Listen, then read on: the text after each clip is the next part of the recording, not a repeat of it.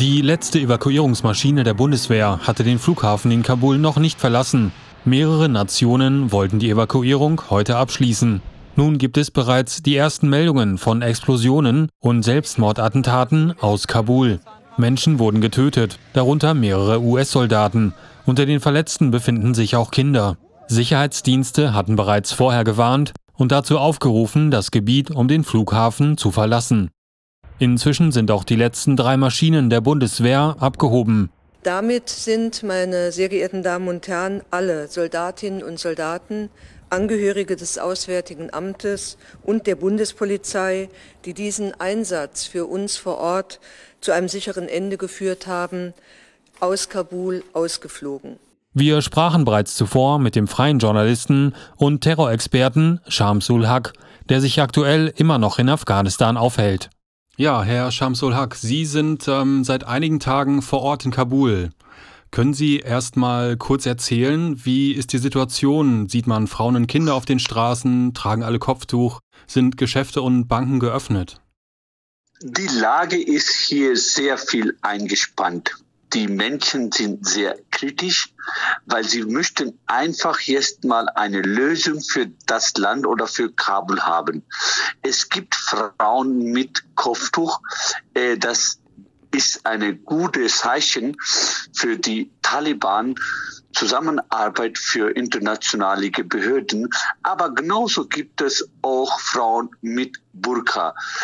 Die Banken sind komplett geschlossen. Das ist ein großes Problem, auch für mich. Ich kann nirgendwo Geld abheben.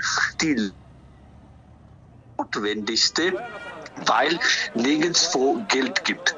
Deswegen sind sie lieber am Sparen, wollen das Geld nicht rausgeben. Das ist ein großes Problem, dass es Unsicherheit ist.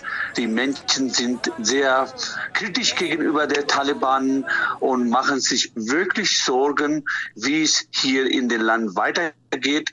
Sie sind sehr enttäuscht auch von den Amerikanern, weil sie sagen, seit 20 Jahren sind die Amerikaner hier drin gewesen und die haben für uns nicht getan. Deswegen ist die Lage hier sehr kritisch, sehr eingespannt und sehr vorsichtig, würde ich sagen. Können Sie noch mal ganz kurz beschreiben, wie sieht es denn auf der Straße aus? Sieht man jetzt wirklich ständig bewaffnete Taliban-Kämpfer, die dann patrouillieren? Sieht man noch irgendwie Westler auf der Straße? Sieht man Frauen ohne Kopftuch? Man sieht auf jeden Fall sehr viele Taliban, die mit Jeeps, mit Geländewagen, mit Kalaschnikows hier durch die Stadt fahren. Die Angst oder dass das Taliban die Stadt im Griff haben, diese Zeichen geben sie sehr erfolgreich. Und sogar in alle Behörden, ob das Gesundheitsamt ist, ob das Innenministerium, Außenministerium, Banken, Ärzte, wichtige Behörden, stehen draußen 4, 5 Talibanen mit Kalaschnikow, dass man diese Angst oder diese Schrecken hat, wenn ich hier was Falsches mache, könnte ich wie vor 20 Jahren erschossen werden. Auf Ihre Frage, man sieht hier Frauen ohne Kopftuch auch. Ganz wenig. Das heißt, man hat nur diese kleine Kopftuch, was man auf den Kopf hat.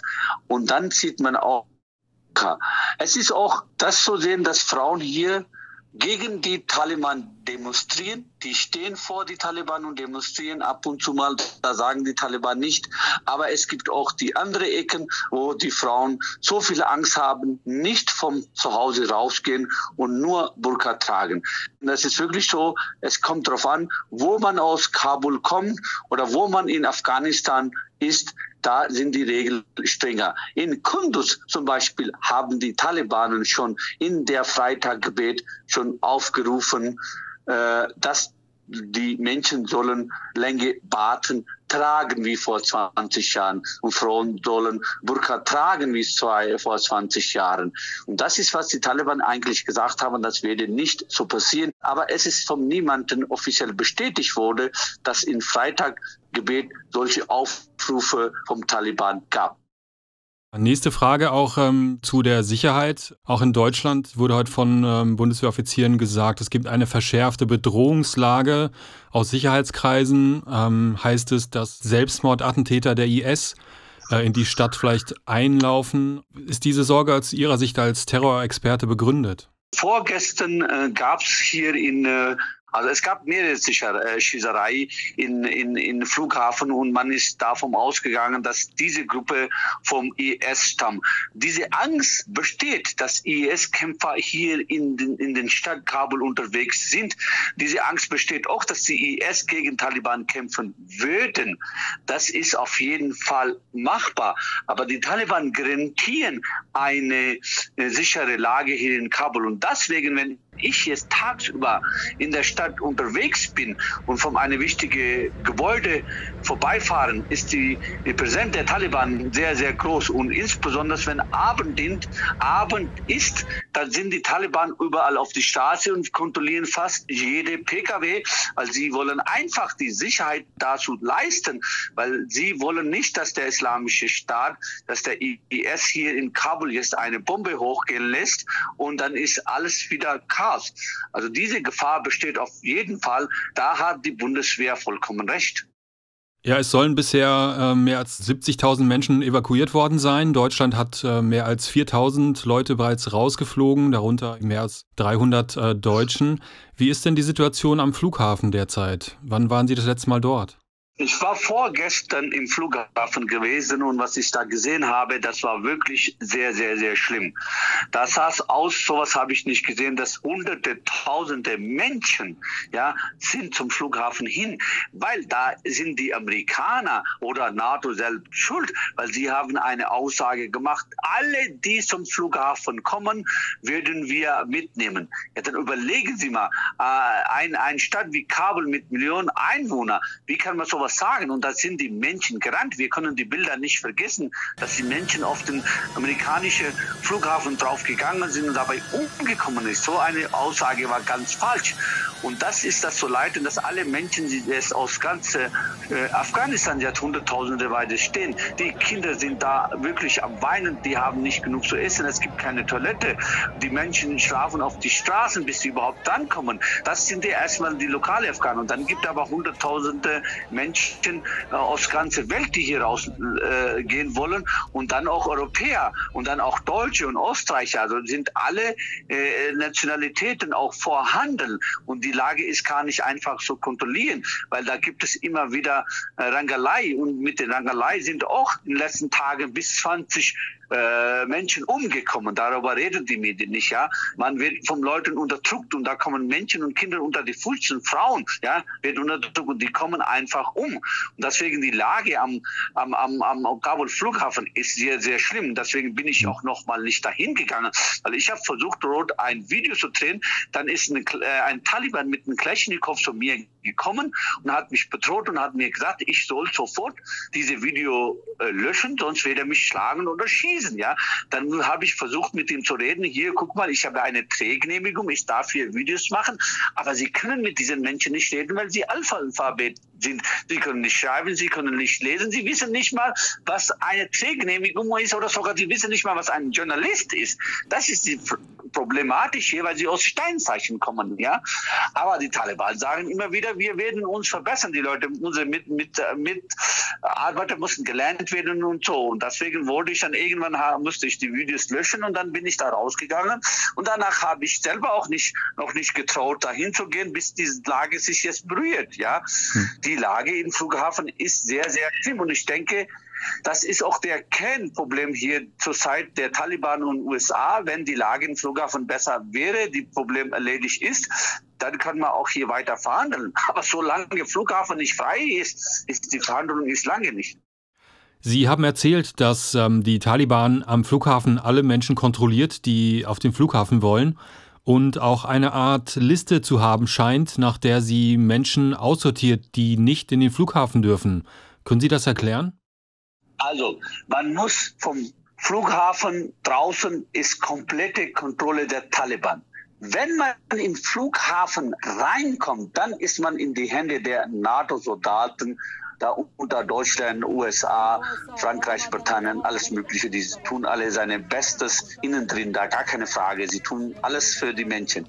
Aber bis man da reinkommt, muss man erstmal Talibanen sich vorstellen, die müssen erst Passkontrolle machen, sie müssen erst die Leute anschauen und dann entscheiden sie, okay, darf der jetzt hier gehen oder nicht. Und dann gibt es eine rote Liste oder tote Liste. Sie wissen, welche Polizisten, welche Militärgenerale, welche Journalisten, welche Vereine oder Organisationen, Menschen oder welche Menschenrechtler und so gegen die Taliban waren in den letzten 20 Jahren. Ob das jetzt Soldaten waren oder Generale waren, die Taliban erschossen haben, oder ob das Journalisten waren, die Taliban richtig kritisiert haben, fertig gemacht haben, oder das waren Organisationen, die Frauen unter Schutz haben. Ja, da gibt es schon eine Liste. Wenn da jemand ist, den Taliban überhaupt nicht gefällt, ja, und den lassen sie erstmal den Land nicht ausreisen. Und deswegen versuchen solche Leute gar nicht irgendwie durch die Taliban zu bekommen. Sie versuchen einfach ihre Glück in anderen Wegen da rein zu gehen. Es gelingt auch immer wieder, den Leuten da reinzugehen, aber nach meiner Insider-Information, der Taliban besitzt so eine Liste und da wird auch kontrolliert. Sie haben erzählt, dass es ein großes Lager auch gibt, das die Taliban betreibt und wo auch sehr, sehr viele Menschen sein sollen. Haben Sie eine grobe Einschätzung? Handelt es sich jetzt da um ein Lager am Flugplatz und was haben die Taliban davor? Es gibt eine Flüchtlingscamp, nicht ein, zwei, drei Flüchtlingscampe gibt es. Das ist nicht das im Flughafen. Im Flughafen sind ja die Menschen, die nur dort aus dem Land raus wollen. Aber es sind ja hunderttausende Menschen, die aus Kandahar, aus Mazar Sharif, aus Jalalabad, aus Kunduz, insbesondere aus Kunduz, geflogen sind nach Kabul, weil da die Taliban viel mehr Macht haben. Das zum Beispiel in Kunduz oder in anderen Städten waren die Taliban sowieso stark. Und dann haben die Menschen gesagt, wir lassen uns nicht vom Taliban zu gefallen. Und dann sind sie alle nach Kabul, weil sie sagen, dann sind wir mindestens in Kabul sicher gewesen, weil keiner ist davon ausgegangen, dass Kabul so schnell in die Taliban handeln gehen. Deswegen sind sie alle hierher gegangen. Und diese Flüchtlingscampe gibt es hier in Kabul. Haben die Taliban ihre Versprechen bisher gehalten und wie sieht es aus mit der Zustimmung der Bevölkerung? Ändert sich da was? Also das ist eine sehr interessante Frage. Es gibt zwei Gruppierungen hier unter den Menschen. Eine Gruppierung ist wirklich für die Taliban, weil sie sagen, uns ist lieber die Talibanen, weil das Wichtigste ist, seit die Talibanen hier in Kabul sind, ist keine Bombe hochgegangen. Dann sagen die Leute lieber, letzten 20 Jahren haben wir hier viele Menschen, Kinder, Frauen verloren, weil hier immer Bomben hochgegangen sind. Und dann sagen sie, was haben die internationale Hilfsorganisation, NATO, USA oder Deutschland für die Menschen hier gehabt, weil hier wurde letzte 3-4 Monate keine Gehälter für die Sicherheitsbeamte, für Beamten, für Lehrer, für niemanden wurden Gelder bezahlt, ja. Und da sind Taliban kommen da und fangen sie an, den Leuten zu bezahlen und dann fühlen sie sich auch sicher. Das heißt, eine Gruppe ist für Taliban und denken auch, die Taliban werden dieses Mal friedlich sein wie vor 20 Jahren. Aber dann gibt es eine Gruppierung, darunter sehr viele Frauen, junge Frauen, die sagen, nein, die Taliban werden das nicht einhalten. Wir glauben die Taliban nicht, die Taliban lügen uns an. Es wird Zeit kommen, dass die Taliban uns hier weiter zum Scharia einfügen werden. Egal was passiert, irgendwann müssen wir die Scharia der Taliban hier uns zulassen. Welche Erwartungen werden denn von den Afghanen jetzt an die neue Regierung, die die Taliban versprochen hat, zu bilden? Und welche Gruppen könnten an der möglichen Macht beteiligt werden, an der Regierung? An der Regierung wissen wir überhaupt noch nicht, was passiert oder wer kommt. Aber die Menschen wollen schnell wie möglich eine Regierung haben, weil sie sagen, solange hier keine Regierung steht, kann hier in der Stadt oder in den Land nicht passieren.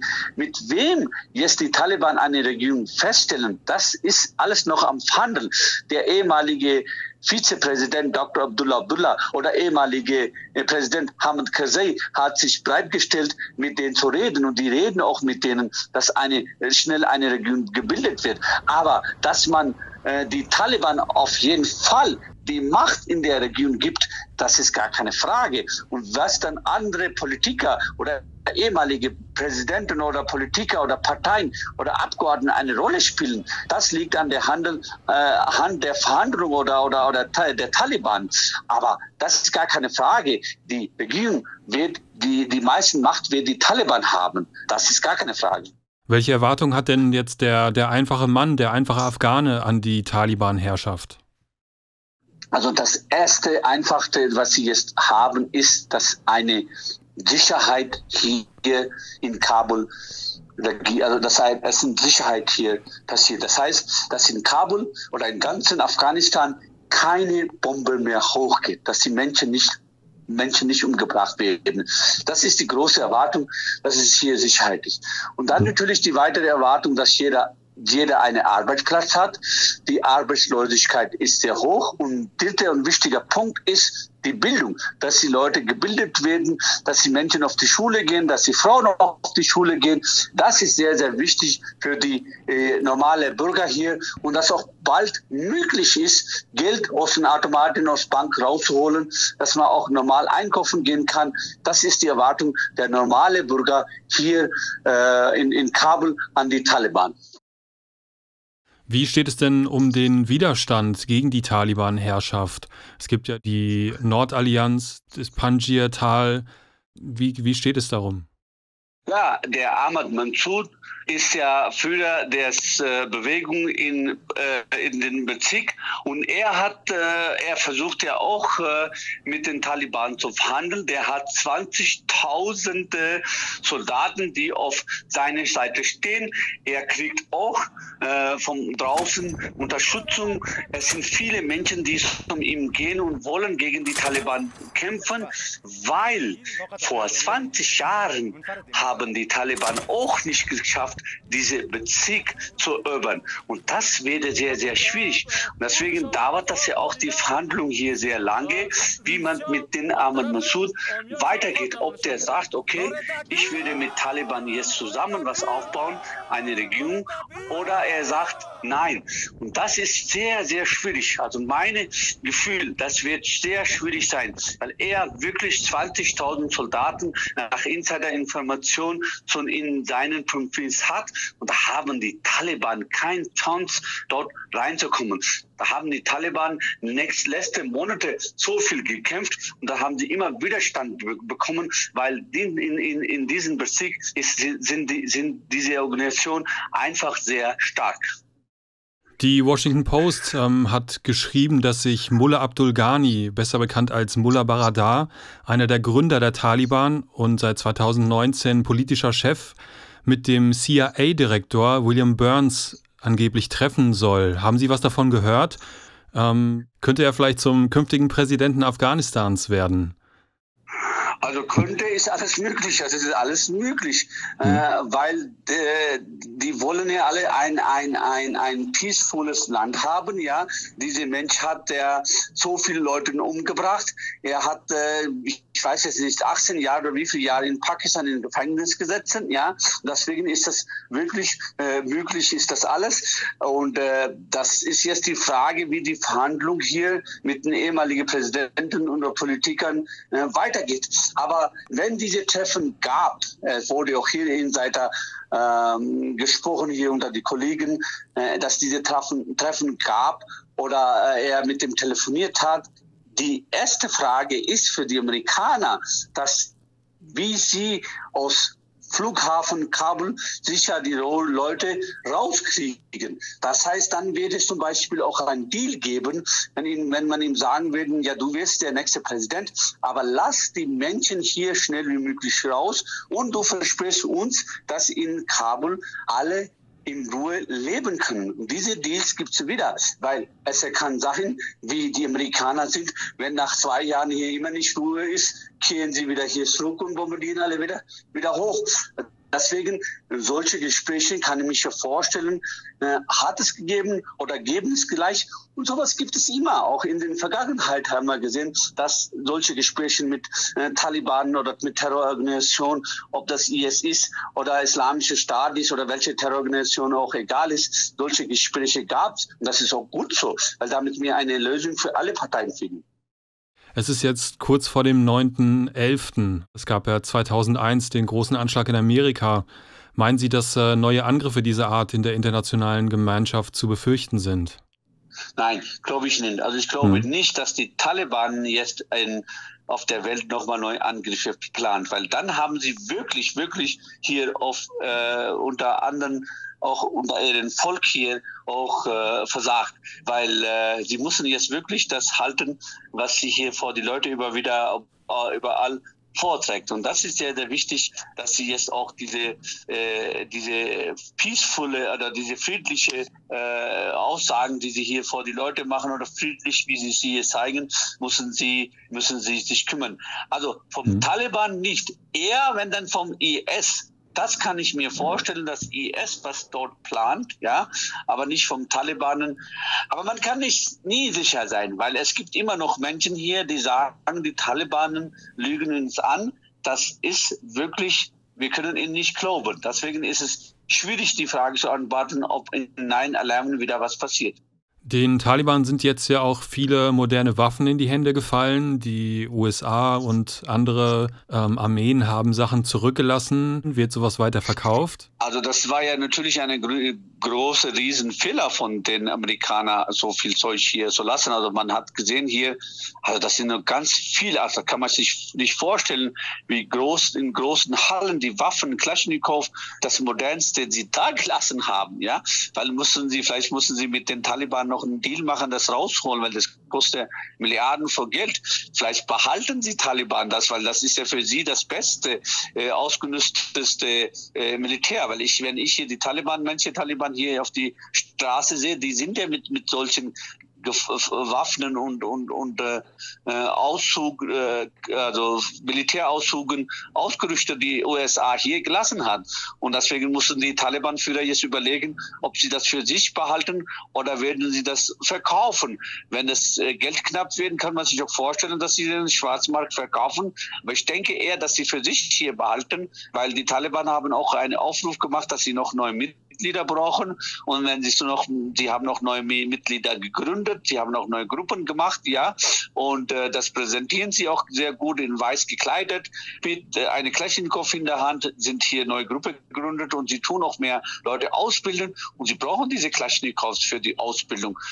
Ich denke, dass sie für sich selber nutzen, was die Amerikaner als Dankeschön dagelassen hat. Die Taliban wurden von Pakistan unterstützt, berichtet The Diplomat. Von Geheimdiensten bis hin zu medizinischen Behandlungen sollen sie dort Hilfeerhaltung haben. Welche Unterstützung bietet die pakistanische Regierung den Taliban jetzt an? Wissen Sie was darüber? Ja, natürlich. Also Pakistan ist nicht nur alleine. Pakistan unterstützt Taliban, China unterstützt Taliban, Russland unterstützt Taliban, viele andere Länder unterstützen Taliban, weil die sagen, bitte lassen Sie unsere Länder in Ruhe. Verstehen Sie? Weil Pakistan oder China hat kein Interesse, dass die Taliban bei denen wieder hingehen und Terror planen oder Bomben hochgelassen. Deswegen haben die pakistanische Staat mit Taliban mehrere Gespräche geführt und es ist auch viele Politiker aus Kabul jetzt nach Pakistan geflohen und dort gibt es auch Verhandlungen zwischen Taliban und Pakistan. Und es gab auch früher auch viele Verhandlungen zwischen Pakistan und Taliban. Das weiß jeder, dass solche Unterstützung gibt, weil sie nicht wollen, dass in dem Land was passiert. Was meinen Sie denn, was kann der Westen jetzt aus diesen chaotischen Tagen hier in Afghanistan lernen? Also der Westen sollte das lernen, dass man nicht einfach mit solches ein Land wie Afghanistan, wo sehr viele Menschen Analphabeten sind, nicht einfach in ein Land reinspaziert und den Krieg vom USA mitmacht. Und das war der große Fehler der Europäer, dass sie den Krieg den USA mitgemacht haben. Deswegen sollten sie das nie wieder machen. Und man sollte, wenn dann strukturiert, vernünftig das Land aufbauen und hier helfen, damit man auch hier Schulen hat, Kinder so auf Schule gehen kann, dass man auch wirklich Krankenhäuser hat, dass wirklich Hilfe ankommt. Das ist auch das Wichtigste. Wäre die Hilfe in den letzten 20 Jahren hier angekommen, wären alle vernünftig hier alle ausgebildet, ja, dann hätten die Taliban heute nicht diese Möglichkeit gehabt, das Land oder die Stadt schnell zu erobern. Das heißt, Europäer müssen davon lernen, nicht in anderen Kriegen reingehen. Wie Sie gerade auch schon gesagt haben, die Taliban haben jetzt wirklich schneller als erwartet Kabul und im Prinzip die größten Teile des Landes alles eingenommen. Meinen Sie, die Taliban werden von anderen Regierungen unterschätzt? Man sagt ja hier, dass USA das gewollt hat. Das heißt, diese schnelle Überführung vom afghanischen Präsidenten, Palast und alles, das man sagt vom Insider, das alles ist gewollt vom USA gewesen, weil man aus diesem Land raus wollte. Natürlich hat man die Taliban unterschätzt, weil die Taliban haben in den letzten 20 Jahren gewartet, wie man auf Deutsch sagt, in der Ruhe liegt die Kraft. Darauf haben sie gewartet und 20 Jahre haben sie ihre Leute ausgebildet, kontaktiert, gute Netzwerk aufgebaut und dann haben sie auf diesen Zeitpunkt gewartet und dann waren sie innerhalb einige Wochen haben sie das ganze Land übernommen. So gut waren sie organisiert und das haben die Weltmacht unterschätzt, dass man die Talibanen so schnell das Land übergeben würden könnte. Dem UN-Sicherheitsrat gehören ja 5-ständige Mitglieder an: Frankreich, Vereinigte Königreich, USA, Russland und China.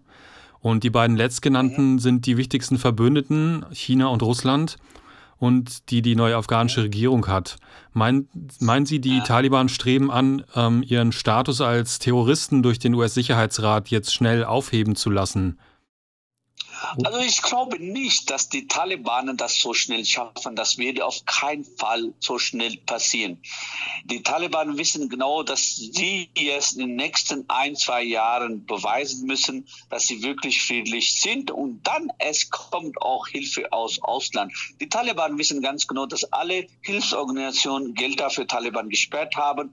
Und deswegen sind sie da ganz, ganz freundlich, zeigen sie sich auch freundlich. Also sie müssen jetzt für UN sich vom Terrororganisation freisprechen zu lassen, dauert das einige Jahre. Das geht auch nicht heute auf morgen. Das können wir vergessen. Mit aller Liebe, wenn auch das China oder Russland, egal wer mitmacht, werden die andere Länder nicht zustimmen. Meine letzte Frage ist zu Deutschland. Der Grünen-Chef Robert Habeck hat gesagt, ich sehe nicht, wie wir Menschen in ein Taliban-Regime abschieben könnten, zumal dem Land nun ein Bürgerkrieg droht.